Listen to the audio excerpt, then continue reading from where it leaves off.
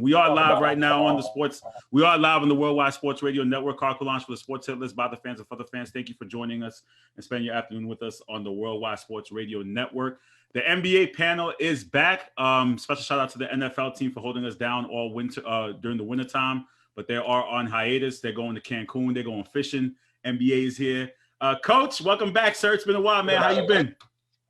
I'm good, man. GTD stands for we got the D Rose. D Rose is back in New York City, and we are happy to welcome him back. So, Pastor, Mr. Mike Miller, how you doing, sir? Yo, what's up, my people, ladies and gentlemen, brothers and sisters, friends and enemies. And of course, we cannot forget the sucker MCs, man. Black History Month, man. Shout out to Brother Malcolm. We have Mr. Brandon Falco is back in the building. Falco, how you doing, sir, from the Falco Takeaway? Hanging in there, man. Hanging in there. Getting back on track. And Mr. Jordan Eugene, Houston Rockets fan. Jordan, how you doing, sir? I'm doing all right. I'm doing pretty good. So today I just wanted to talk about the state of the NBA. Mike, let me start with you. What teams have impressed you so far in this season, during this COVID season, I guess you can call it? Man, Utah, I think that's last week they played my Pacers on Sunday. I was like, on Utah. But last night, sorry, Carl, against your Celtics, I know. I saw something though. I saw something that was impressive last night. Last night's win showed me they do have the ingredients to win a championship. They do have, and I know people are gonna, Brandon, I don't care what you think, but I know when people gonna laugh. But they have the ingredients. Now, will they? I don't know, but I know I want us all to, we could discuss that. But Utah, by far, has been very, very impressive. Okay, Coach, could you agree Utah's been impressive? Do you have another team out there that's been impressive to you so far? I agree. Utah, they actually shocked me. Like, I was looking at the standings, and I think it said something like they had won, covered in 10 out of their last 15 games. Like, so that means, they're winning upon the averages that they are supposed to win. There's no upsets. They're not letting teams stick around and play tight games and, rely on last-minute jump shots to win. But also, it was a turning point because Utah started off bad. People don't remember that. Utah didn't start off the season good. They were coming off of a decent postseason, but underachieving postseason where they thought could take the next step last year. They came out the gates. It started bad. And it seems like after Shaq said those disrespectful comments, Donovan Mitchell took it to heart and started running with the team. But I'm going to not agree with Mike where I say I don't have them as a championship contender, and I'm sorry. For me to be a championship contender, I got to see it more. You got to prove something more in the playoffs. You got to do something different. And I don't know if Donovan Mitchell yet is ready to go toe-to-toe, head-to-head with a LeBron James, with a Kevin Durant, with Kawhi Leonard in a 7-game series. I just don't know if he has that yet. But they say you don't know what someone can do until they actually do it. Everyone was a loser until they were a winner. So, I guess we will see. Jordan, do you have any teams that have impressed you, or are you going to say Utah as well?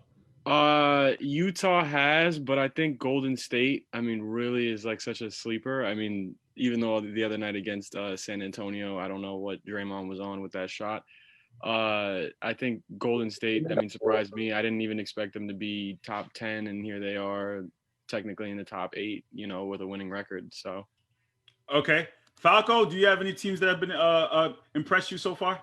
Yeah, the defending champion Los Angeles Lakers. I'm not going to be the guy. I'm not going to be the guy with the vanilla take saying the Utah Jazz and hype them up and try to pretend that they will compete for a title this year because they're not. Sure, they shoot very well from 3-point range. Rudy Gobert's a top defender in the league. Donovan Mitchell looks like he's taking a step up. Stop it. I remember when the Raptors won 59 games. They told me they were going to the finals. I remember the 60-win Atlanta Hawks team were going to the finals. Stop the nonsense. Once the playoffs come, the best players are going to thrive, and I don't think the Jazz have that true number one option to actually compete for a title yet. I've been following this league too long to really buy into a regular season team that's having some success right now. So stop the nonsense. The Jazz are not legit. The Los Angeles Lakers are better than they were last year, and they're going to run it back again. Davis is worse this year than he was last year. Stop it. Coach, time out. What was that? Hold on. Anthony Davis is worse this year than he was last year. He's struggling. He's struggling right now. LeBron has been in his bag. He's going to win his 5th MVP. And Dennis Schroeder was the perfect guy that the Lakers need in this offseason. A guy who could handle the ball, a guy who could create his own shot, shoot from the perimeter, get to the rim, which he does very well. And Montrezl Harrell's just been a beast on both ends of the floor. Those two guys are why the Lakers are going to run it back. AD's struggling from the line. It doesn't look like his looks are as efficient and as clean as they were last year. I just think as time, maybe he's dealing with the injury. I don't know. Every game since like last year, I feel like he's dealt with a catastrophic injury that he's happened to get over in one day. And then eventually he's fine. So I think once the season progresses more, as we get closer to the playoffs, AD will be AD again. He's still a top 5 player in the league. But I mean, how can a team necessarily be impressed? You know that they're defending champions and we know what they're capable of. Like, Exactly. were you really that surprised? Were you really that surprised that they were going to come out the gate and play well? I mean, they still have LeBron James playing at a high level, Anthony Davis. How impressed could you really be with the Lakers? Because we know that they're going to be there. They got better than they were last year. They're the top defensive team in the league and a top 10 offensive team in the league. They're just getting better. So if I don't care what they did last year, I'm still impressed by them. It's more impressive than what the Jazz are doing. Let's get on to doing. I could say I'm impressed by what Joel Embiid's doing, but the defending champions and the best player in the league is proving that once again. Okay. We gotta go to the real impressive team. Now I know people gonna come at me. I know the chat is gonna get on fire, but I don't talk about them usually. But the Knicks have been impressive. Yeah. As a real Knicks fan, Absolutely. who really doesn't take credit, because I know how much that comes back on you when they struggle. I've been impressed by what I've seen on the team. They're a top, I think, 5 defensive team, which is usually Tibbs and his doing, but that shows you coaching does matter. He's taking a team that is new. Almost the whole nucleus of the team is brand new, and they're one of the best defensive teams in the league. They're fighting for a playoff spot when everyone thought they would be one of the worst teams in the league. They're actually added a veteran who wanted to come to New York. If you listen to D Rose in his interview, he said, I wanted a second chance at New York. Now, mind you, people saying that New York Knicks will never be relevant in the city because of the Nets. When he said New York, everybody know he meant the Knicks, and he wanted to come to the Knicks because there's a reason why he said all the players told him before, if you get a chance to do it again with the Knicks. And the Knicks have been impressive so far. We know they're not winning the championship. We know that. But to be decent, to be able to watch an entire game and see them fight against some of the better teams in the NBA. They're not just playing against the worst teams. They're taking some of the better teams in the NBA to the last couple possessions from a team last year that no one wanted to watch is impressive. Jordan, let me ask you this. I'm just looking at the Eastern Conference, and I don't know if record really matters at this point, but the 3rd best record in the East is... Why not, Carl? Because, hold on. Can I finish? Hold on. We won. I know. Away. Listen, I'm going to get to that point, but just take a look at the conference, the records in the East. You got clearly the Sixers are 18-7. Then you have Milwaukee at 16-8, and then from 3 on, it's 14-12, 12-11, 12-12 are the Pacers at 5th. Then Charlotte is at 12-13, and so forth. Does the record really matter at this point, Jordan? Do you think? No, because I mean, like you see Brooklyn is like what? I mean, 14-12 around there. Yeah, 14-12.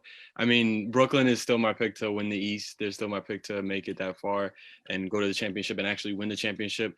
I actually wanted to touch on what Falco said. I don't think AD is a top 5 player in the league. I still don't know who he like. I don't know how he fits top 6, but not top 5. Top 5.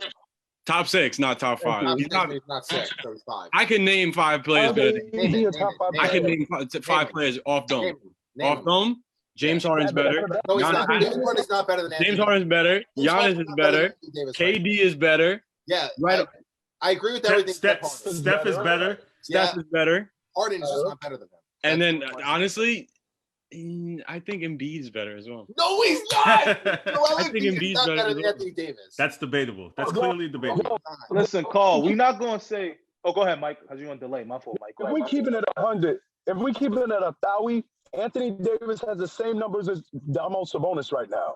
He got the same numbers. A worse season than he did last year. We're not going to define him what he did in this 20-game stretch. I always say when you're ranking players, you have to do it before the season and after. Mike, watch your thumb, bro. You can't do it during a season because things change throughout a season. Injuries. Right, but the question is, if we're talking about the top 5 best players right now, he's saying Anthony is not even in the top 5, and he's not playing well. This season, sure, but in terms, I'm still counting him a top 5 player in the league. When we're ranking players, you do before the season and after the season. You don't do it mid-season. Wait, Mike just made a point. I'm different. I ain't never think he was a top player. So Mike, are you saying you're not giving a lifetime achievement award? Is that what you're saying? No. So you just, first of all, who put Anthony Davis as a top 5 player? You don't automatically become a top 5 player because you play with Bron. No. You're the one who said LeBron can't play with a traditional big man. No. So I don't want to hear it. You said you made a 9-minute video on your couch saying LeBron can't play with a traditional big man. Here we're going back to this point again. We're going in circle. Mike Miller is the equivalent to Max Kellerman. Like sometimes you get like a great point, and other times you have the most outlandish takes ever. That's what he's going. Mike. He's going back to your point. He's more outgoing Max Kellerman. That's Mike Miller. Stupid. Yo, your man got the same numbers as Domantas Sabonis right now. Holla at me. And he's not even playing because he has a sore Achilles. But that's beside the point. Let's hold on, Carl. We ain't gonna take this away from my Knicks. The records count right now. Damn you, Eugene. Damn you, Eugene. You ain't gonna do that to the Knicks. I think they can make honestly, Coach, I genuinely think the Knicks can make the playoffs as an 8th seed. I genuinely think the Knicks can make it as an 8th seed. I would love for the game. We won't beat them, but I would love for the Knicks to make the 8th seed, the Nets to make the 1st seed. And we can play the Nets in the playoffs. I think for the city of New York, for basketball, it'll be very exciting. And I think the way the Knicks play defense, they can make it a game. You know, they can make it a game. They won't win, but because of the way the Knicks play defense, they slow teams down. Look, the Clippers are one of the best offensive teams in the league. When we played them, it was about a 7-6 point game most of that game. So the Knicks have a way of slowing. They play, I think, the slowest rate per possession in the NBA. So it's not really about that much talent. It's about how you play the game. They slow the game down, so you have to slow the game down. So I think it'd be good for the city if they could sneak in the playoffs. Alco, what's so funny? What are you laughing at? Aren't you a Knicks fan? So what's so funny? The Knicks are not competing with the Nets. It would be a blowout sweep. 4 games at most. It would just do something for the city. It would just. But hold on. What's a blowout though? So they win. So they're gonna win. It's gonna be a game. How much? So they're gonna win by 20 every game. That's what you're trying to tell me. Yes. I don't care that the Nets are struggling right now. They're not gonna win by 20 every game, Falco. Even the best of the teams in the world don't do that on sweeps. What do you talk? Watch the game. They're just historically bad defense right now. That is going to change as the season goes on. And once the playoffs come, it's a slower game and guys play harder on defense. They have a playoff spot. The only thing the Nets should care about right now is staying healthy into the playoffs. That is the only thing that matters. I don't care if they're the 1 seed, 28. It doesn't matter. They're still capable of the finals. Oh, this is your fault. We let these little kids come in. My fault? Why is it my fault? Let these little kids come in saying nonsense, and you just allow this to happen, man. All right. Well, you know what? Let me ask Coach a question. I don't want to be called a little kid because I'm much bigger than you, so I don't want to hear it. No. Don't call me a little kid. I'm bigger than you. Coach, let me ask you, aka Travis Kelce in the face. Coach, let me ask you a question as it pertains to my team, the Boston Celtics. They've been struggling out the gate. Kemba doesn't look like Kemba. And I know we've known Kemba and how he's been able to play and be explosive. I don't know if he's still hurt and they're not saying anything, but he just doesn't look right. So what are your thoughts here looking at the Celtics as they play? Clearly, yes, they still have the, I believe, the 4th best record in the league, but it's really not showing. Listen, Danny Ainge, it's time to pull off a big trade for a point guard. It is time. Yep. Like, you have to do it. This is it. And you owe nobody nothing. Like, Kemba is not, and I love Kemba. It's New York City pride, Rice High School, Bronx, New York. I rep Kemba to the fullest, what he did at UConn, but you owe nobody nothing. Everyone except for Jason Tatum, Jaylen Brown, and Marcus Smart are available to be traded to upgrade your team, to make a jump, to try and win the East. You have to. If you could get even a Kyle Lowry, if you put something together for Kyle Lowry to be with the Boston Celtics, you figure that out. They need a change. They need a key player to come in there, put everybody on the market. No one's untouchable except for those 3 players that I just named, and you got to make a run. Because here's what happens. If the Boston Celtics do not get to the championship this year, it's time. It's time. New coaches, new players.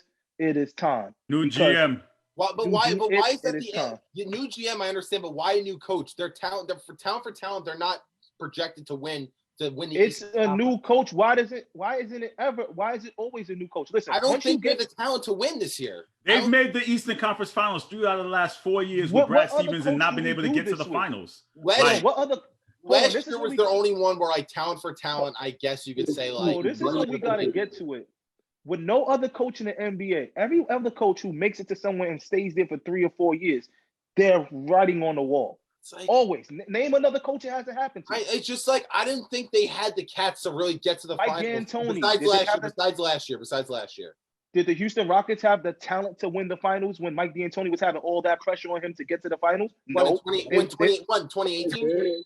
They weren't better than the Warriors. They weren't better than the Warriors. Wait. Okay. Hold on. Y'all weren't better than the Warriors, Jordan. Wait. Not because now you're mentioning Houston. No, hold on. 2018, we saw what happened. 3-2 lead.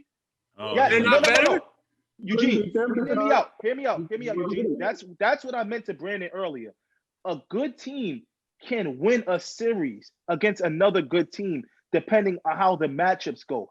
I'm not saying you guys were trash. I'm saying in that series, you guys played better than the Warriors. You wanted it more than the Warriors, and an injury is what stopped you from winning. But on paper, if you thought who was the favorite coming into that series, the favorite was clearly the Warriors. Golden State. So my point meaning is after 4 years of Mike D'Antoni never getting to the promised land, it was never said, oh, you're cool because we never expected you to win a championship. It was, oh, you got us to this point, time to move on.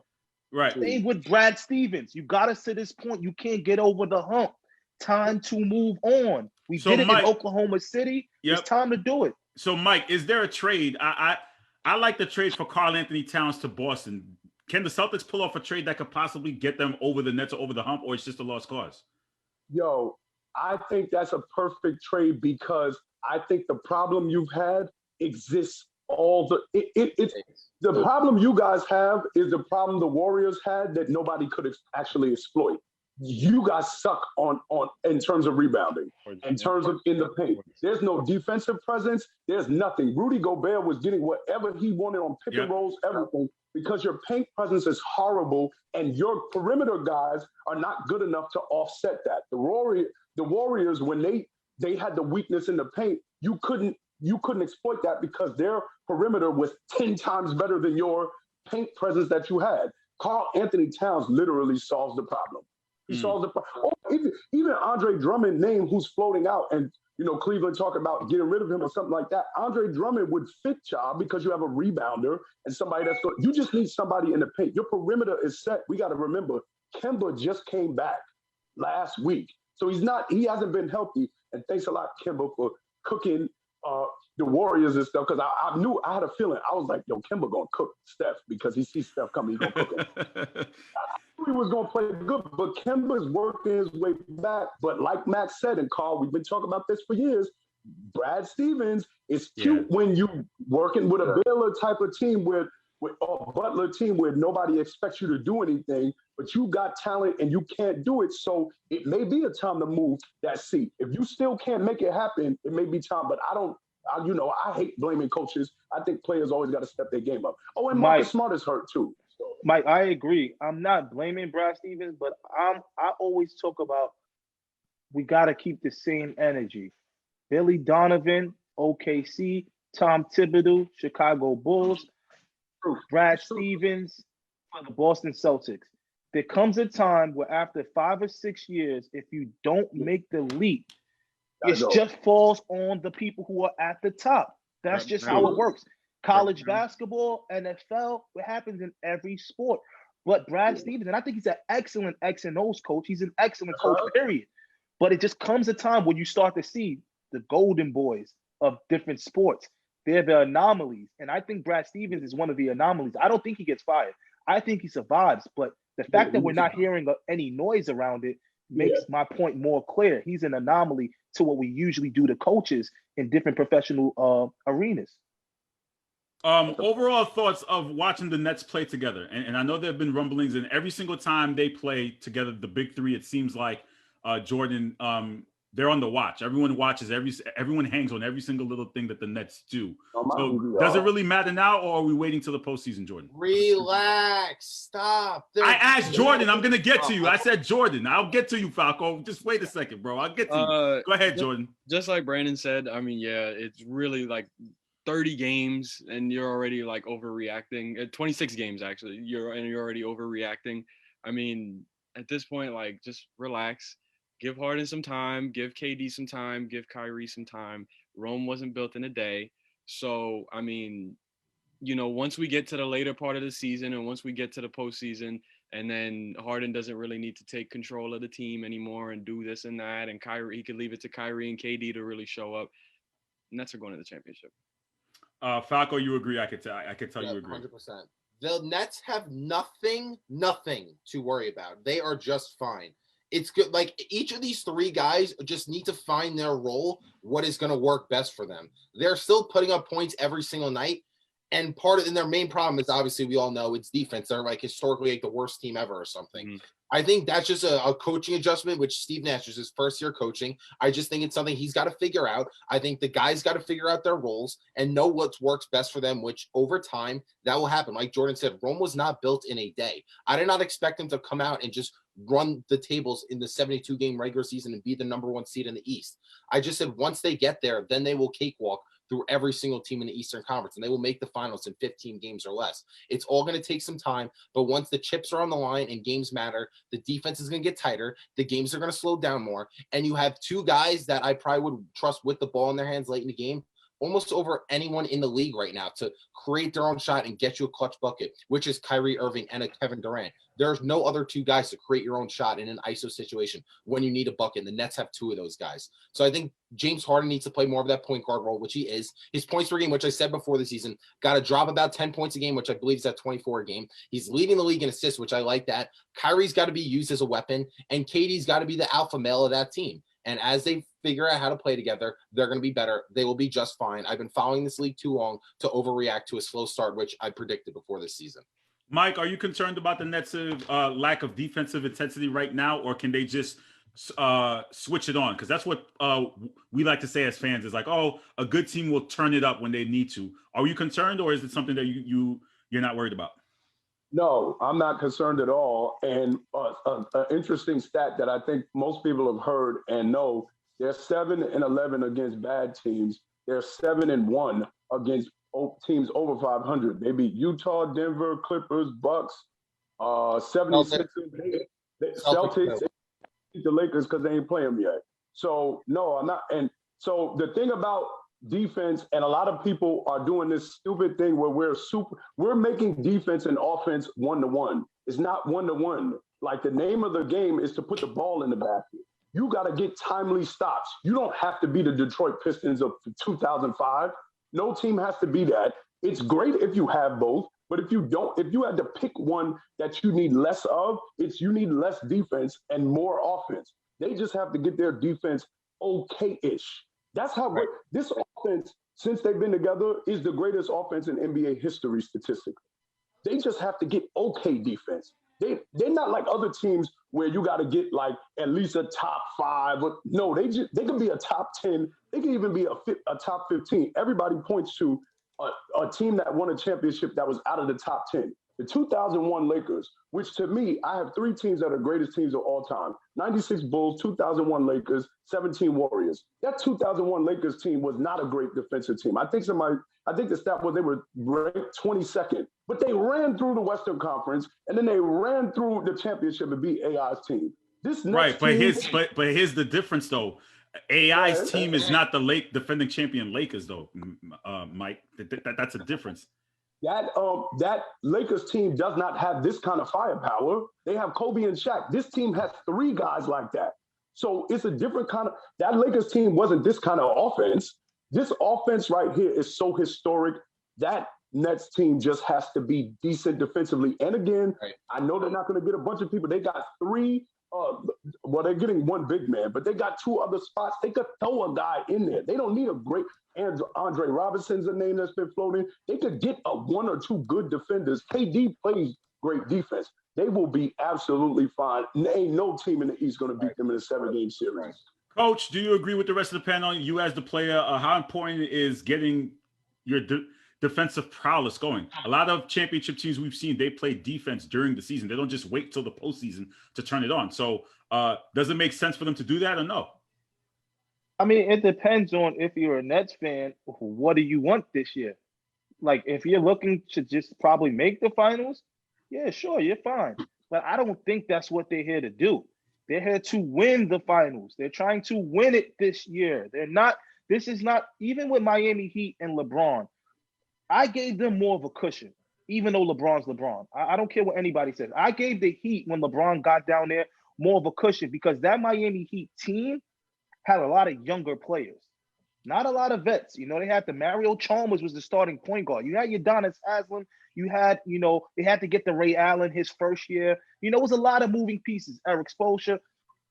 This team with the Nets, this is year what for Kyrie? This is year what for KD? This is year what for James Harden?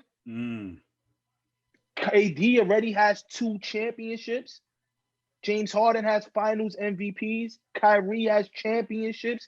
This is a year where I want the Nets to win the championship. I'm not even a Nets fan. And if I have to talk as a Nets fan, I want them to win a championship. So let me tell you something. You're not going to do that if you don't play defense. We need to give Joe Harris some respect. The dude's shooting close to 50%. No, I'll give Joe Harris, but you're not. Can you guys can hear me back now? Yeah, you're fine. You're good. Sorry, I got a phone call. You're not going to do it with defense. You got to have. Listen, you got to be one of the top 5 to 10, and it's not just all defense. It's certain parts of defense that wins you championships in the NBA. Certain parts of defense. Field goal percentage, points per game allowed. Mike alluded to it. The Lakers in 2001 were one of the anomalies. They were 23rd in the league in points per game. They were 23rd. But that's when Shaq is giving you 30, Kobe's giving you 30. The Nets have that opportunity, but the league is a little different now. You got to get timely stops. So if the Nets want to win a championship, they need to figure out defensive rotations immediately because the game slows down. You're not averaging 121 points, 125 points in the playoffs or the finals. We know that's not happening. The game is going to slow down. Those average, and Brandon, you know better than me, those over totals go a little lower in the playoffs and the championships. Those 100%. They go a little lower. So I'm a little worried as someone, if I'm rooting for the Nets and I want to win a championship this year, I'm worried with how my defense looks. We have time to fix it, but who's the defensive architect of that team? It's not Steve Nash. It's not Mike D'Antoni. I think it's supposed to be Jacques Vaughn. He's supposed to be the defensive specialist. You got to get it together. Iman Shumpert, what are you going to do to help this rotation? Because the bench, you don't get better defensively with your bench too much right now. You don't. You really don't get better defensively with your bench. You're bringing in Joe Harris. You're bringing in the French kid. I don't know his name. He's a wing player. He shoots threes. He plays no defense. Who's going to get stops? When it comes down to it, who's going to get stops for the team? And that's what it's going to come down to when you're going to face the Lakers or you're going to face, the Warriors. Not the Warriors, excuse me. The Lakers or the Bucks in the East or the Miami Heat. Who gets stops? Miami Heat can get some stops. Don't mention them, Max. You know they're not. I don't know if Miami's coming back. I don't know if Miami's coming back. Listen, I don't know if Miami's going back, but I know this: if they get hot, they can get hot. They got shooters. They can score 120 right with you. It's going to come down to who's going to get the most stops in a row. That's what I'm just trying to say. Mike, let me ask you this question: are you surprised when a player nowadays scores 50 points? Because we've seen a lot lately, like the scoring in the NBA clearly has been at an absolute high. Guys are shooting a lot more. So when players, and I know shout out to our guy, Mr. Numbers, he puts up every night players scoring 36, players scoring 40, players scoring 45. We've seen 50-point games. Are you surprised, or is it kind of like, it's one of those things that just happens in the league now?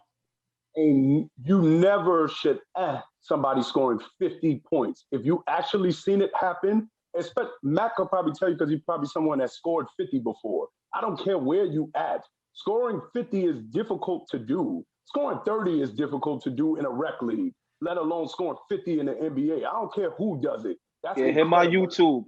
Hit my YouTube for my Italian highlights. Get my likes up. I'm still waiting to play one-on-one. Still waiting for the one-on-one.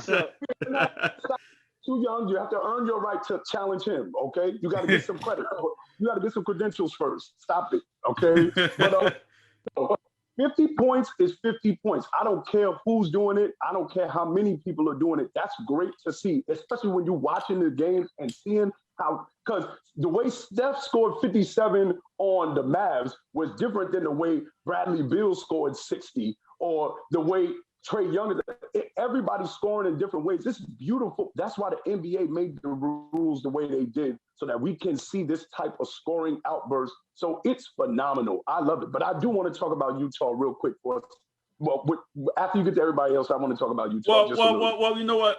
Go ahead and just elaborate a little bit. What about Utah? What about them? About Utah, because the service is messing up. Here's my thing about Utah. And Matt kind of mentioned it a little bit about you. Everybody's a loser until they're a winner. I'm not saying this is the same, but with the Warriors in 2015, the criticisms that the Warriors had were similar to the criticisms we're giving for Utah. It was jump shooting teams can't win. It was playing like that only works in the regular season. It was, oh, well, they lost the last year.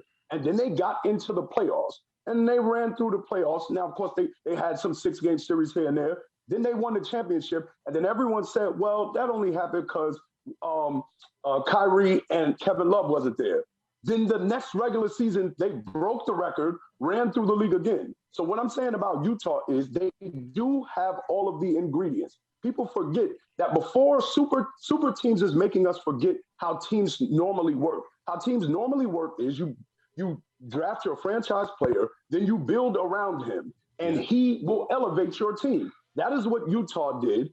That's what Utah's doing. That's what Golden State did. Utah has their franchise player. Donovan Mitchell looks like what D-Wade looked like in 2006. So you have that. You have your guy in the paint, in the anchor. You have your wing players and Bogey and Joe Ingles and Mike Conley who can create offense for themselves and for others. You have shooters everywhere. You have your in-between game with Donovan Mitchell. So you're not Houston where you only shoot threes or make layups. They have the ingredients to win a championship. Will they? We don't know. But the ingredients are there. That's just what I wanted to say. So that means the past is putting the collection plate on the Utah Jazz come the playoff time? And you're trying to do too much. That's not. Well, the soliloquy that you just gave us makes me believe that the collection plate will be placed on the line for the Utah to make it to the finals, no? It will not be passed on them. I'm saying that if it happens, on the pace, that's 20-5, Carl. On pace, that's what's different than the Atlanta Hawks when they didn't have anyone on that team averaging more than 17. That's different. The Utah Jazz have a clear franchise player. The Atlanta Hawks, it was a little bit of Al Horford, a little bit of Joe Johnson here and there, a little bit of Jeff Teague. This is Donovan Mitchell's team. So, no, I'm not putting the collection plate on them, but I wouldn't be shocked if they made it out the West. Put it that way. Okay, Coach, talk about the Clippers and a team that we haven't really touched upon yet, and how you see their progression after their terrible loss in the bubble last year. Are they still a threat or a contender, or kind of to what you said, they have to win, and the Clippers really haven't won yet? So are they still in that mix to it? You want to know what I think about the Clippers? I don't think about the Clippers. Like, no, but that's not to be disrespectful. And I think the Clippers like it this way. The Clippers never won it, even when, besides Paul George, when he signed and he made the hoopla, and we all know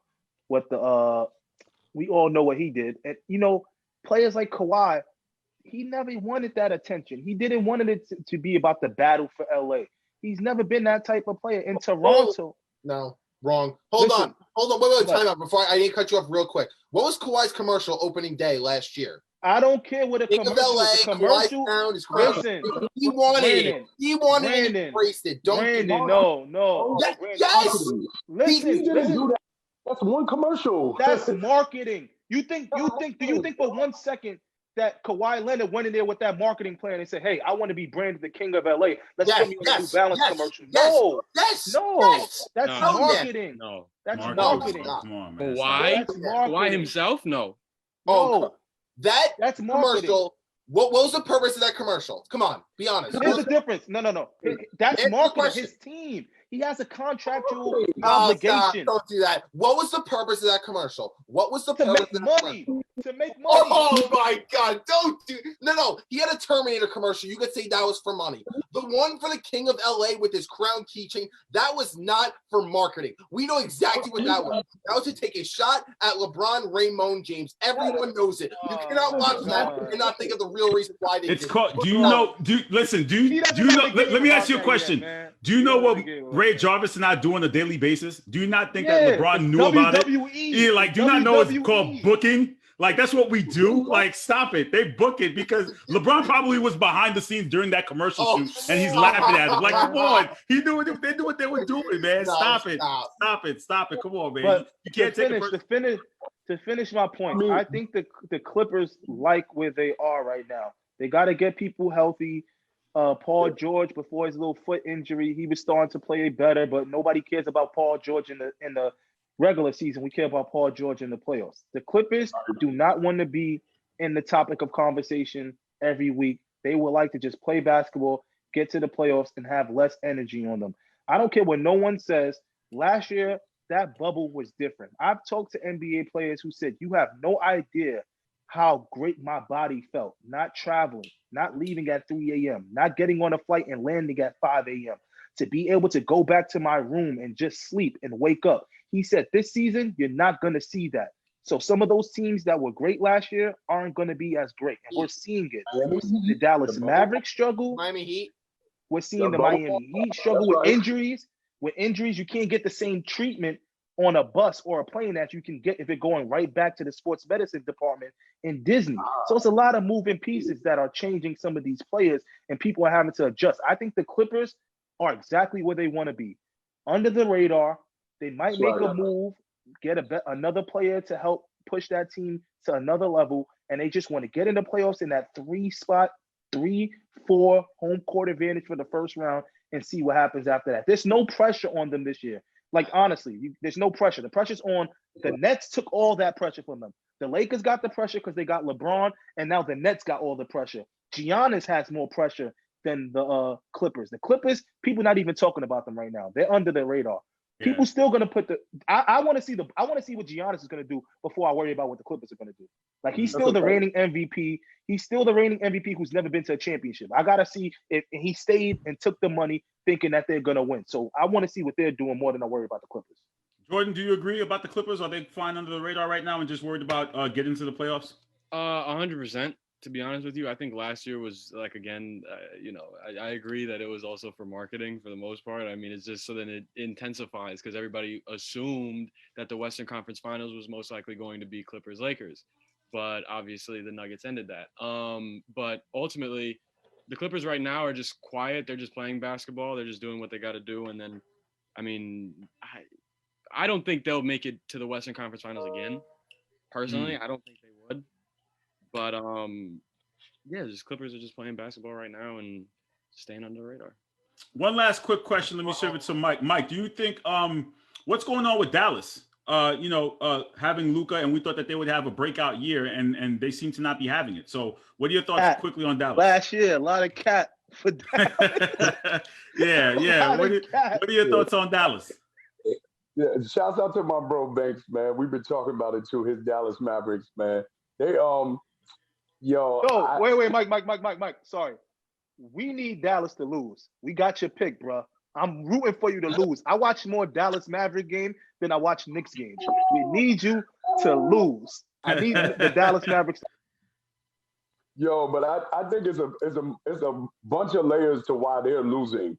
Number one, Luka is not really making anyone better. That's like, aside from all the crazy numbers, he's not really making anyone better. Number two, they underestimated losing Seth Curry and losing a three-point shooter.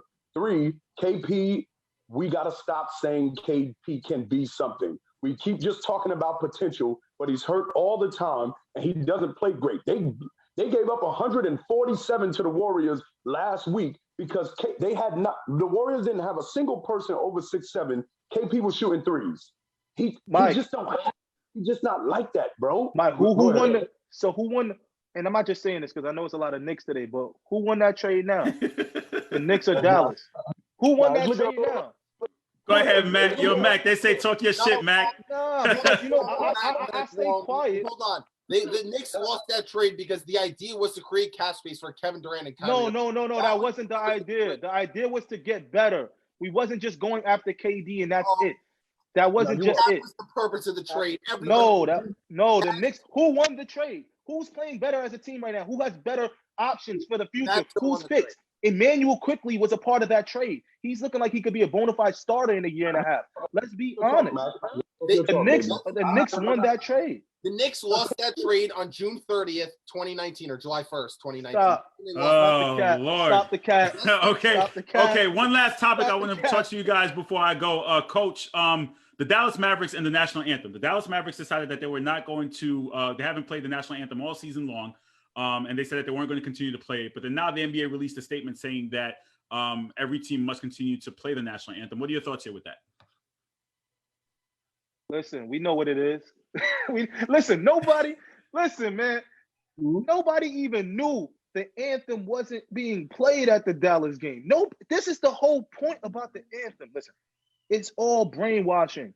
Nobody cares. When I go to work, I don't stand up and listen to the national anthem. I respect the flag. I respect all those who died, who fight for it. And if they came to me and said, Jamal, if you stand for the anthem, that means a lot for me. I'm going to listen to them because they put their lives on the line. I respect them. But nobody cares about it. Nobody cares. The Dallas Mavericks went 13 games and didn't play it once, and not one person asked a question. Now, all of a sudden, they release that information and another statement comes out. We know what it is. It's all political. It's all to divide people, to divide us. It's to make us argue with each other and start conversations about what we agree with and what we don't agree with. None of us own the Mavericks. None of us care if the anthem is being played. So I don't care. Play it if you want. If you don't want to play it, don't play it. It ain't bothering me. It ain't changing my life. Falco, what are your thoughts on the Mavericks and the national anthem scandal, or whatever you want to call it? I mean, I had no idea that they weren't playing it. I just found out after the statement was released, but I can't stand it. I think every team should play the national anthem. You stand up with your hand over your heart and you respect those who fought for this country, because the people who've died for this country, looking back on that, I just think it's a slap in the face of them. I don't like it whatsoever. But at the end of the day, I just feel like something like that is just dividing the country. A term of unity in this country was September 12th. Of 2001. That was unity of this country when everyone came together after a United States tragedy. Kneeling for the anthem or the not playing the national anthem or teams staying in their locker for the national anthem, that is terms of dividing the country, which is exactly what's happening there. I'm not fond of it whatsoever, but at the end of the day, I'm not going to sit here and listen. Hold on, B. And B, this ain't for you. Sorry, this for the people listening. This for the people listening. When I go to concerts, when I go to opera concerts, classical music concerts, when I go to stadium tours for rappers or singers or any kind of music, they don't play the anthem. They don't. The anthem, this entire thing started when the government wanted to pump being patriotic. Mac, you taking my thunder, bro. Greg, go ahead, Greg. I know you. We both political. Yeah, I'm gonna get to Greg, but let me jump. People don't know. Yeah. But it all started as to get people patriotic so people can join the army. That's what it started as. We need to promote. We want to put our commercials in there. But we don't do it for everything else. Like that's my problem. We only do it for sporting events that garner millions and millions of dollars in terms of people watching in their eyes. So if we're going to really make a stand, let's do it in everything. Let's make sure everybody plays the anthem if it's going to be like. Jordan, real quick, what are your thoughts on that, on the anthem? I still don't really. I mean, ultimately, like Kaepernick, when he kneeled and he did all what he did all those years ago, essentially, like he explained the purpose. He explained it to Nate Boyer, who used to be in the army, who used to be in the armed forces. So, genuinely, I mean, he said if you don't want to stand, you can kneel. That's more respectful. I mean, kneeling is a sign of respect if you really do think about it in some way, but it also catches eyes at the same time. And honestly, if you want to play it, like Coach said, play it, but it really doesn't. I mean, it doesn't affect me if they do play it, if they don't play it. Mike, what are your thoughts here with that, with the anthem and what happened with Dallas? But I love the troops. Man, Carl, I was going to leave it at what Max said until I heard what Brandon said. I love this idea that we can always just pinpoint these isolated moments where we celebrate the flag or things like that. and then say this is some United States of America when you had, this is the same country that 246 years there was chattel slavery, 100 years was Jim and Jane Crow. We still got mass incarceration. The idea that we could just minimize the pain and suffering that has been going on in this country as a reason for why we protest and see these protests, to diminish them, to say, well, this divides the country and it's not the racist policies that we have inflicted upon us for almost 402 years is disgusting to me. So the idea that we care that much more about an anthem that has racist lyrics in it, the idea that we care more about that and that unites us more than actually dealing with the social injustices and ills within this country is funny to me. That's what we care about. But it's too much to be said on that. So I'm gonna let. Hold on, but Mike, listen. I don't blame a lot of people for how they feel. You know why?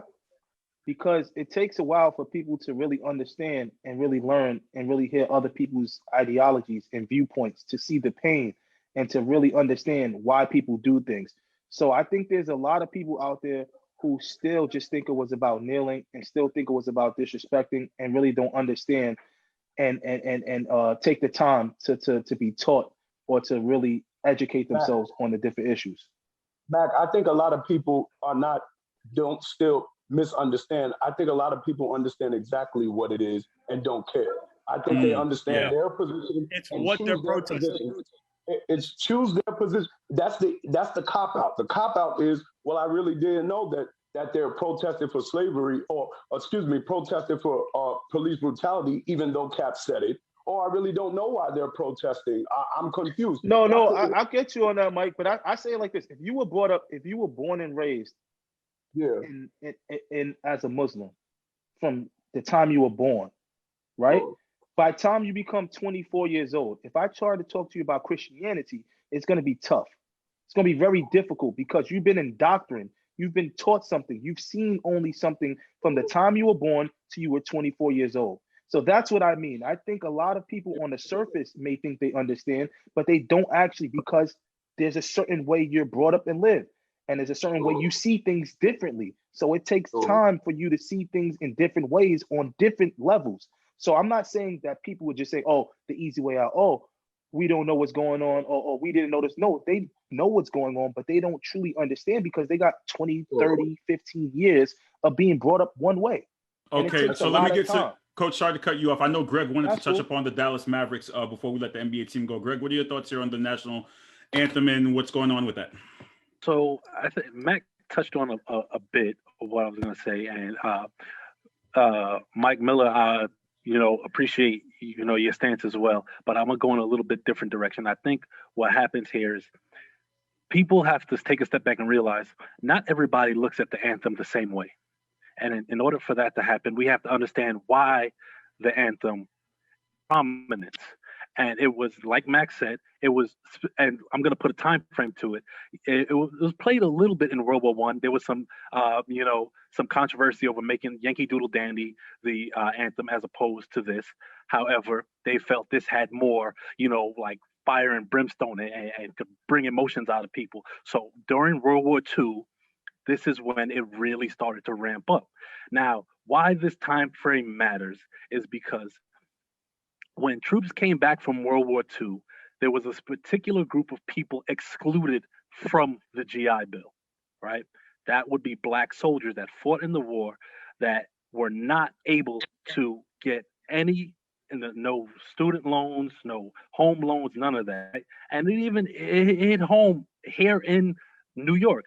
Levittown, Long Island was the first American suburb, and Levitt and Sons, they were the first people, right, to put stipulations and redline and say, hey, these people are not allowed to buy homes in our town. And even to this day, we can see the effects. Levittown is, I believe 96% white. So when people say that the anthem is for us to bring us together, the anthem didn't do that in the late 1940s, and it still doesn't do that today. And when people say, not singing the anthem is dividing us, no. Because you can't say in one breath that you care about the military and the troops and you care so much about a song which is symbolic, but not speak on the homeless vet problem we have in this country, not speak on the massive amounts of stress that are put on our soldiers when they fight these endless wars, that to the normal people, we don't even know why we're over there for this long. So there's a lot of factors at play when it comes to the anthem. And I think when we stop focusing more on symbols and we focus more on people getting together and understanding each other from different perspectives, then we can have progress. But when we start putting symbols above people, there won't be progress. All right, Greg, NBA team, thank you guys so much. I'll chime in with you guys next week. I gotta say one thing before we leave. Go ahead. I'll give a special shout out. All right, fans, I'm gonna say this. This is my last time talking about this. Eddie Gonzalez, you are not a Nets fan, bro. Oh. Nobody. Listen. Speaking of him saying that. Listen here. You are not. We don't respect you as a Nets fan. I don't care if you pull up a Dr. J autograph signed jersey from the 70s, bro. You was on LeBron since you jumped in this group. You was riding the championships with LeBron. You came in every chat. That's how another one, DJ Khaled, for people who don't understand why I always put another one. It's whenever a conversation comes up that we never talk about LeBron, and Eddie just finds a way to connect it to LeBron, and then I find up using it for everybody else who just brings up other people that we're not talking about. You are not a Nets fan, bro. You don't get to just jump from the West Coast to the East Coast, Tupac to Biggie. Yeah, come on here, man. You are not a Nets fan, bro. You are not a Nets fan. You are not a Nets fan, man. I don't care. Eddie, you have a quick rebuttal on that? Show me your room. First, show me your room, man. I gotta see a Nets jersey. I don't. All I got is Babe Ruth. I'm good. Listen, this is the first time I'm ever on the mic with Mike Miller. Sucker MC. That's the sucker MC. That's the guy who got me that got me hooked in the group, bro. What's good? But what's your rebuttal to Mac? What do you guys say to Mac? Okay, to Mac, let me tell you. Anytime you want to quiz me, you want to put me head to head with Manny, whatever you want. No. I'm a Net fan. I'm not a Brooklyn Net fan. I'm a Net fan. I'm from all of the struggle. I'm from 1990s struggle. I'm from Armand Gilliam, Yinka Dore. I'm from all of that. What are you talking about? I think you're a basketball fan. I'm a Ewing fan. I think you're a basketball fan. Ewing is the go to me. Mac, you wasn't with him with Jason Williams. You wasn't with him with Jason Williams, man. You wasn't with him when he was with Jason Williams. I'm not doubting he rooted. You wasn't with him with Kendall Gill, man. Come on, Mac. Come on, man. I'm not doubting. Buck Williams was even on the Nets. I'm not doubting in the early 90s he was a Nets fan. Listen to the difference. I'm not doubting that.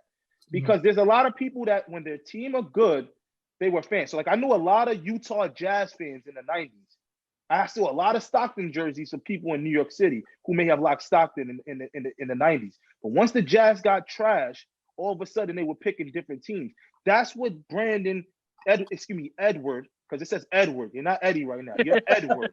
That's what Edward, he did that. The Nets got trash. He jumped with LeBron and didn't talk about the Nets for like 2 years in this group. I kid you not. It was 2 years of him never talking. What are you talking about? The Nets is trash every year. All right, Mac, we got to jump. No, wait, Carl. Every year the Knicks is trash. I'm talking about the Knicks. Every year. For Knicks fan, he came clean. That's what that is. The pain of a Knicks fan. He said, no, it's not the pain. Was trash. Why can't Mac, you ride with your I gotta jump to the baseball segment, man. We gotta continue this next week. Segment? The baseball. Don't do that, Mac. Don't do that, Mac. Get out of here, basketball. I'm gonna talk to the basketball team. I'm gonna talk to you guys soon. You guys take care. Thank you for joining me. I love you guys. I'll talk to you guys next week. You guys be good. You're watching the Sports Tips by the fans and for the fans. Edward. On the Worldwide Sports Radio Network. Thank you for joining us. Please make sure you check out all the other shows on the Worldwide Sports Radio Network. We got Below the Mic on Wednesdays. We got the Crush with Errol Marks on Saturdays at 7 p.m. on 103.9. We got the Ryan Hickey Show Mondays and Thursdays at 9 a.m. The Falco Takeaway is also on there too. We got Weapons Hot on Sundays at 7 p.m. It covers all your Jets off the mat. Saturdays at 12. So make sure you check out all of the shows. And we got the B Show premiering tomorrow on Thursday. My wife is getting her show, The B Show. The Sports Illust presents The B Show Thursdays at 5 o'clock. Make sure you tune into that. Declan is also the Sports Illust presents a Smoke and Mirrors podcast with the Poliat brothers, Greg and Stefan Polius, which is, I believe, coming Mondays and Fridays at 1 p.m.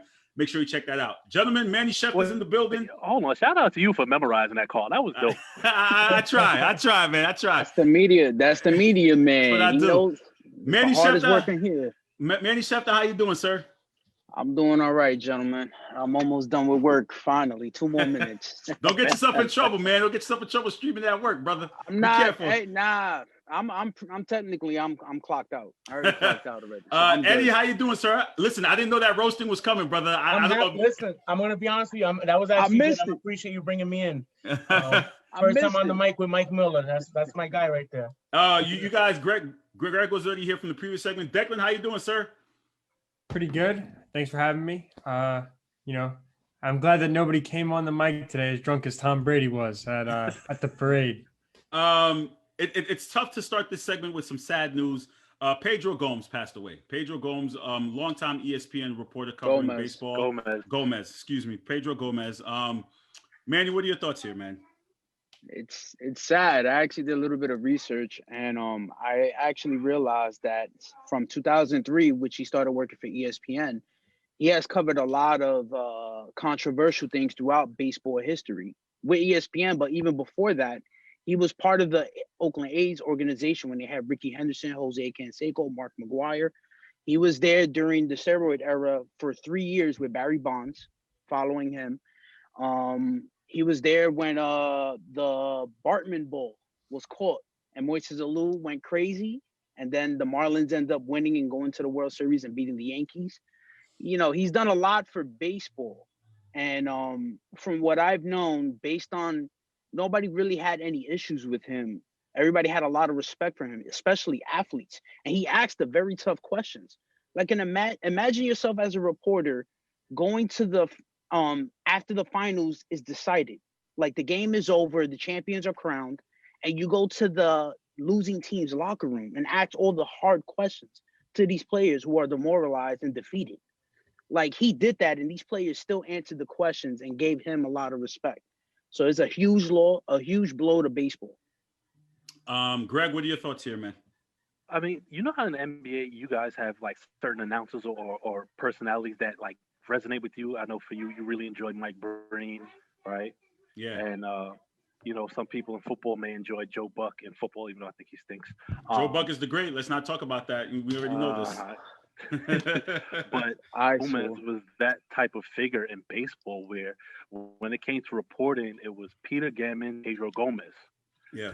And, you would turn on Baseball Tonight on SportsCenter and they would be reporting, and it's one of those voices that can never leave. So, it's very sad. Declan, quick thoughts here? Yeah, it sucks. Guy was loved by many. He was young, too. He wasn't even 60. Unexpected. I know he has a son in the Red Sox organization who's a pitcher. I think his name is Rio. So thoughts and prayers go out to his family, his friends, his colleagues, and all of his fans. Eddie?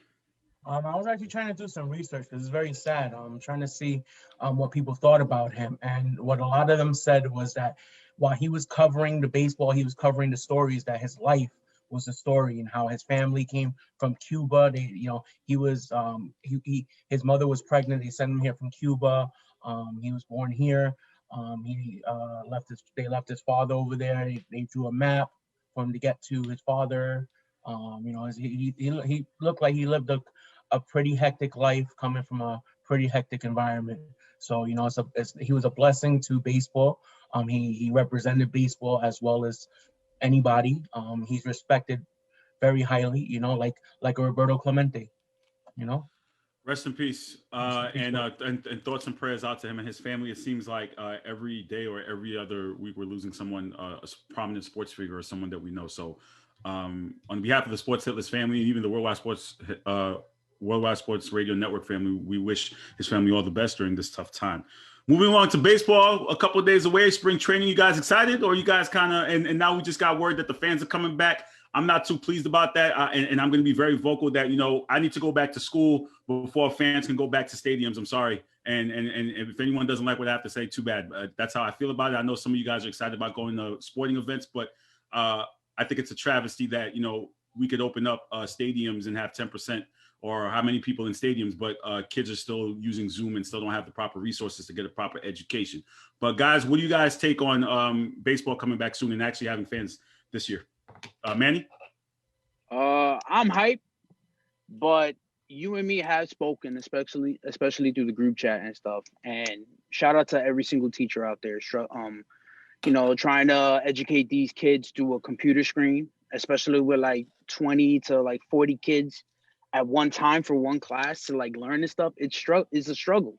I mean, I've seen my sister struggle with it. And honestly, if you go back in the day, I don't think any of us would be able to learn any of that material while Oh, hell no. Because Nah, we'll be distracted. That's Yeah. really it at the end of the day. So much respect to you guys for that.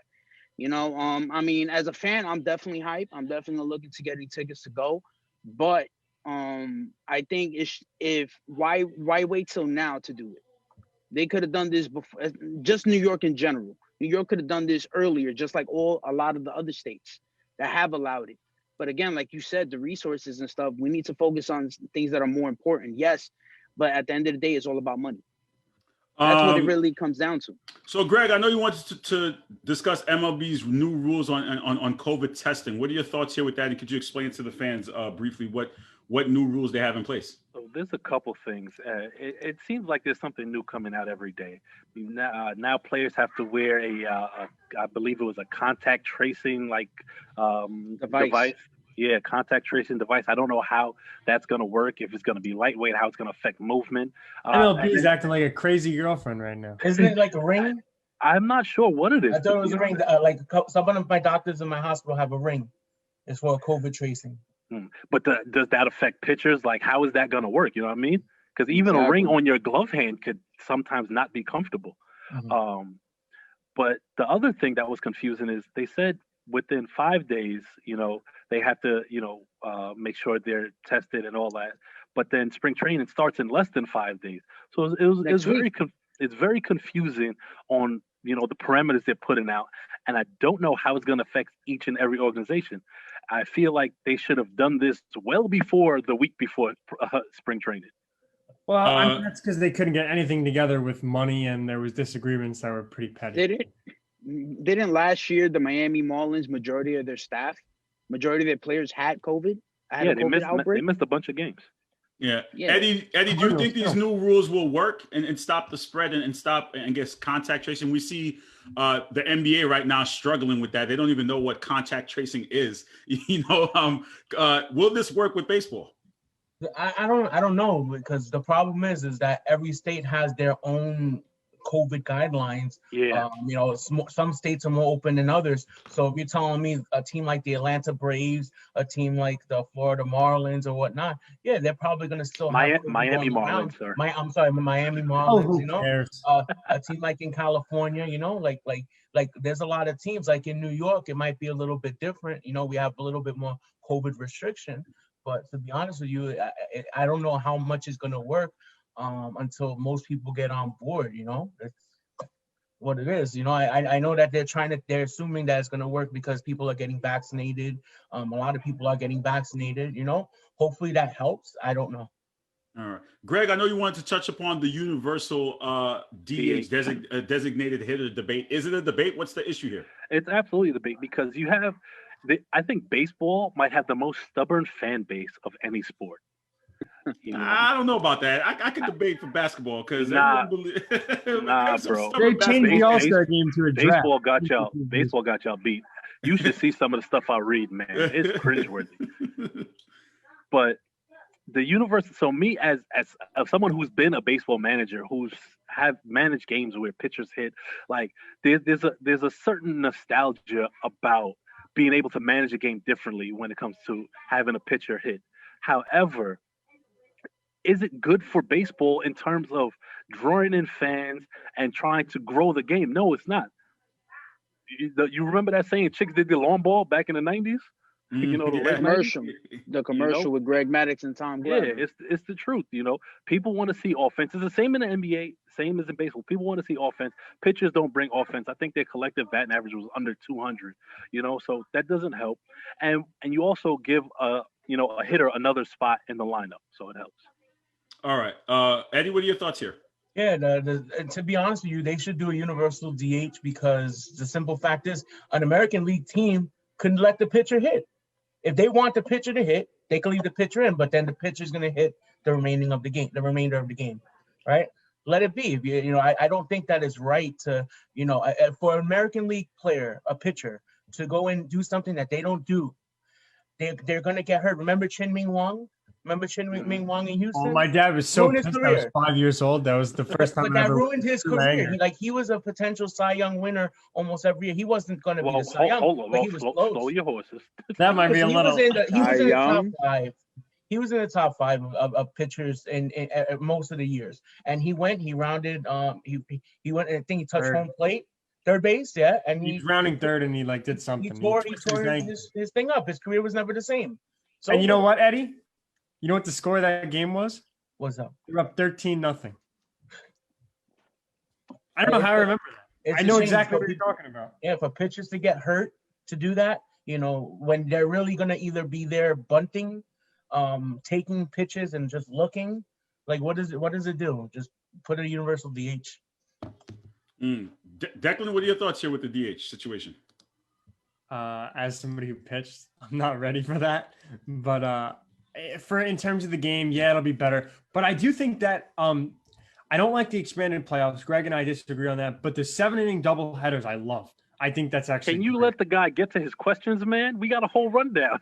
Oh, my bad. So forget I said that. In terms of the universal DH, I would miss guys like Jacob deGrom hitting, or Bumgarner. He's only 31, but it feels like he's 40. So I'll stick to I'll miss some of the Mets pitchers hitting, but otherwise, I guess it's kind of inevitable. I would like to see maybe a year or two so I can say goodbye to pitchers. Carl, you see what I mean about the stubbornness? It's on Oh, the absolutely. right here. 100%. Baseball, the commissioner, the board, the fans, like they treat it like it's church. Like you cannot change anything. That's exactly what they treat it as. I mean, and the idea that NBA fans can be more stubborn. I mean, the NBA All-Star game turned into a fantasy draft and no one batted an eye. No one cares. Baseball fans are the most stubborn. I can't even believe I'm so glad they took away the stupid rule of home field advantage in the All-Star game. That's been their best improvement in 10 years. Manny, what are your thoughts? At first I didn't like it, but due to recent history and stuff like that it's a huge risk for pitchers to bat. I mean, I enjoyed when Bartolo Colon hit the home run against the Padres, I believe. That was hilarious. But again, that's not but the thing is that's not an everyday kind of thing. So, I mean, there probably are going to be pitchers pissed off. Like growing up, I remember Mike Hampton, Greg Maddux, there were pitchers that can hit the ball. But again, Dontrelle Willis. Yeah. Dontrelle Willis was good too. There Rick was another Ankiel. one I forgot. No, there was another one in the Did he in do the that? American League. Carl, But I think don't want to of waste it time, like but this. yeah. Wainwright. Carl, think of it like this: the hitting 300 is considered good. That's a benchmark for a really good hitter. Mm-hmm. A pitcher hitting 220 is considered great.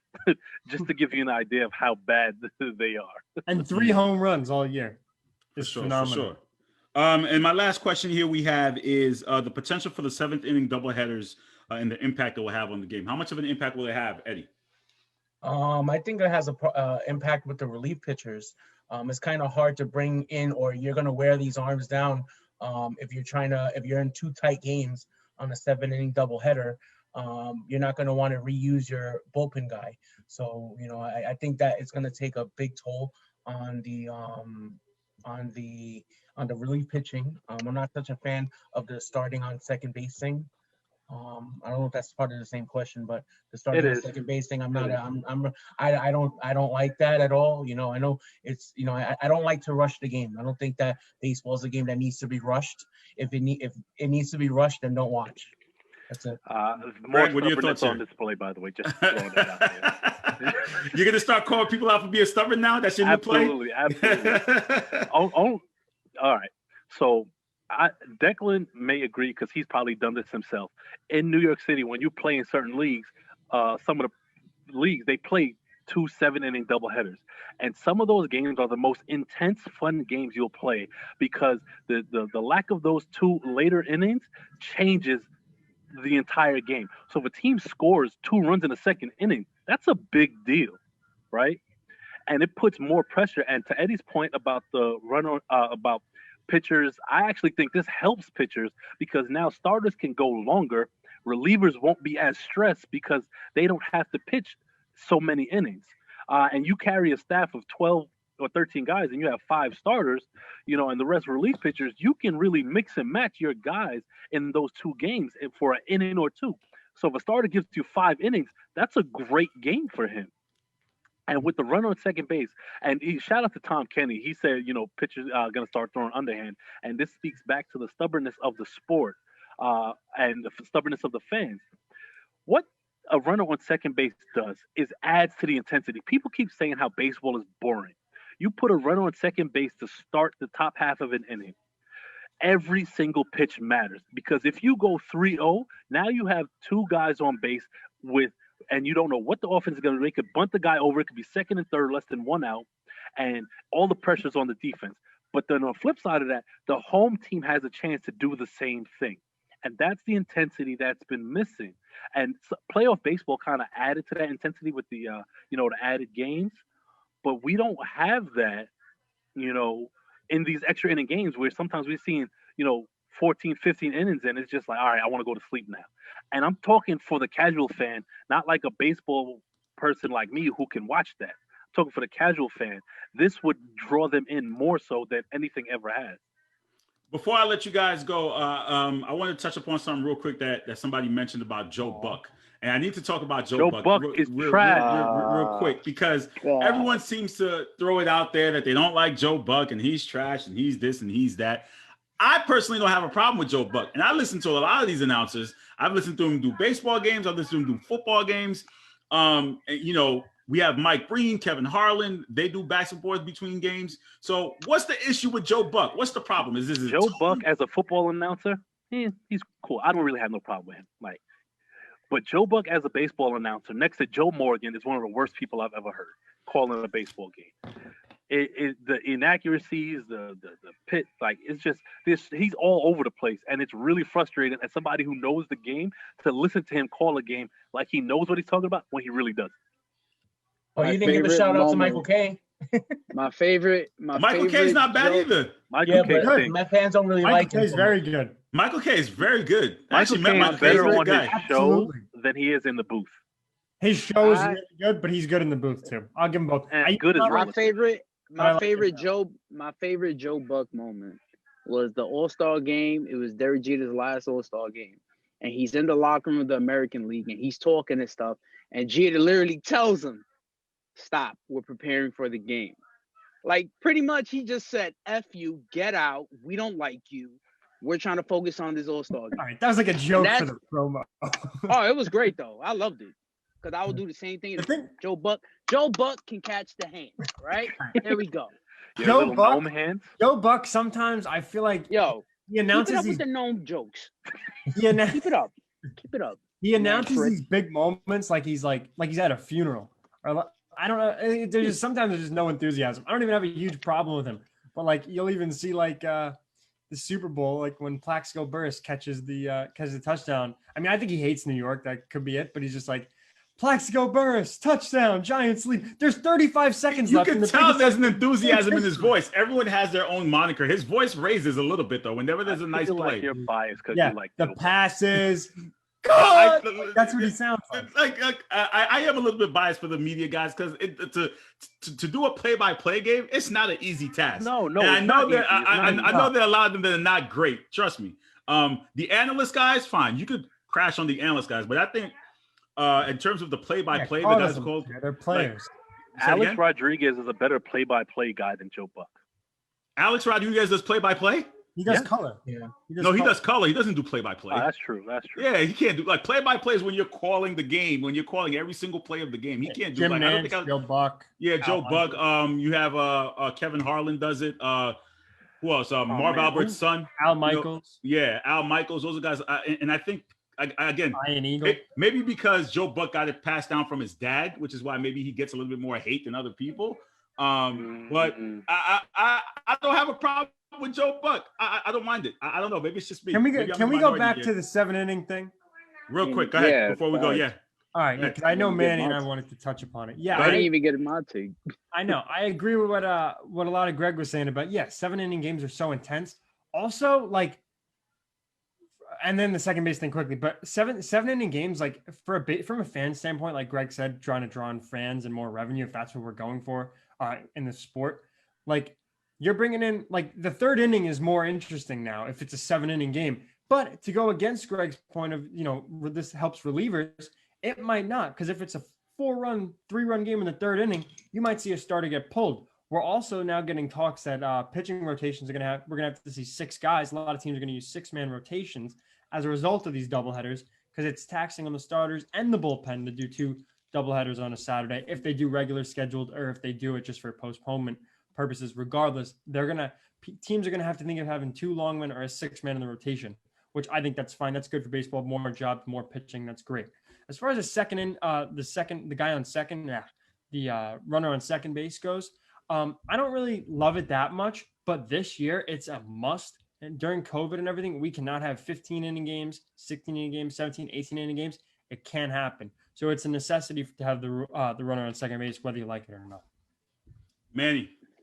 Really quickly, I actually like the 7-inning doubleheaders. I didn't like it at first, but until I started watching the games last year when they had the 7-inning doubleheaders, like I even spoke to my pops about it when we were watching one of the Yankee games, and it's like it gives you a playoff type of atmosphere in a way. Super intense. So it's awesome, and then you add the runner on second. It kind of brings you those moments like when you were younger, before you were playing, like if you were just playing out with your friends, like with a wiffle ball, with a hardball, and everything like that, or a sponge ball. And you created these scenarios like, all right, runner on second or bases loaded, 2 outs, no balls, no strikes. You get this guy out, it's over. You're gonna win the championship. It gives you that kind of feel. So I'm actually adjusting to it, and I feel like it would help baseball more. And plus, MLB still got better ratings. Let's go. Yeah, we were just discussing about how MLB needs those ratings and, how they can't compete and they don't market their players. I was actually talking about that, about what's the best way. I may make a presentation on how the MLB could better market and gain more ratings. Really frustrating because let's create it and make some money over it. You can pick out football players on the street that wear helmets that hide their face for the majority of the game. But if you put somebody next to Mike Trout, they won't know who he is. Oh, yeah, for sure. Yeah, absolutely. Oh, stop it.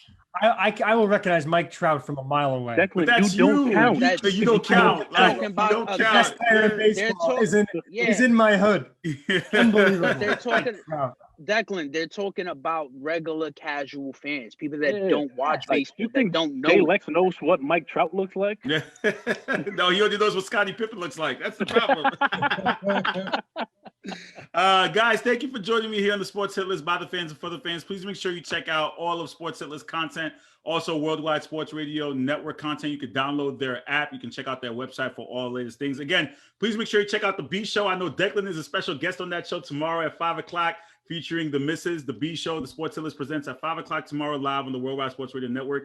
And the Smoke and Mirrors podcast with the Poliar brothers, Greg and Steffer and Declan is coming soon, Mondays and Fridays at 1 o'clock. Make sure you check it out. Like, share, comment, subscribe. NFL team is on vacation. How is it? It's great not to have Travis to talk about cookies and the Cookie Monster and all this other nonsense. He's not here. It's great. We don't have to see them until April. I will took my digs at the NFL team. My man Eddie pulling up with is that Corona bottle? Is that Florida water? Water. What is this? What is happening now? I don't know, man. The shenanigans are all time high. Whose man's is this? It's your man's. That's your man. Nah. Settle down. Hey, man. Settle down. That's your man. I just got one question. Is Deb going to talk about how Trevor Bauer screwed over the Mets? Because you didn't ask me that question. I don't know, man. You can answer that right now before we go if you want. I just want to say I cannot wait for my episode tomorrow. I already got my sweater picked out. I'm coming in like Mr. Rogers in the cut. I'm so excited. I'm going to get asked, but no offense, I've never been more excited to go on camera. Did you want to talk about the Mets getting screwed or no? Let me. Did Greg with his little David Wright undershirt? Can I bring it to light? Yeah, 30 seconds. So I was the one that actually worked on this behind the scenes. I'm the one that told Trevor about, do this for my friend Greg Manfred and just get him hyped because I know he was gonna come at me, especially Yankee fans. And I told him, yo, just ease it. Just be like, yeah, I'm gonna come to the Mets. I gave him the hat idea, the Met hat, and he signed it and everything and tried to sell it. Then I said, yo, just go to LA. All right. Thank you. Your 30 Appreciate seconds it. is up, B. Get out. So Yankee fans. One you're last welcome. quick shout out to the Multiverse podcast. Jillian Cohn, who's the social media director for the Worldwide Sports Radio Network. You can catch her podcast, Multiverse, on Anchor and Spotify. You guys take care. We'll talk to you guys soon. I'll see you guys next week. And have a good week. Stay blessed. All right. Stay safe. Later, fellas.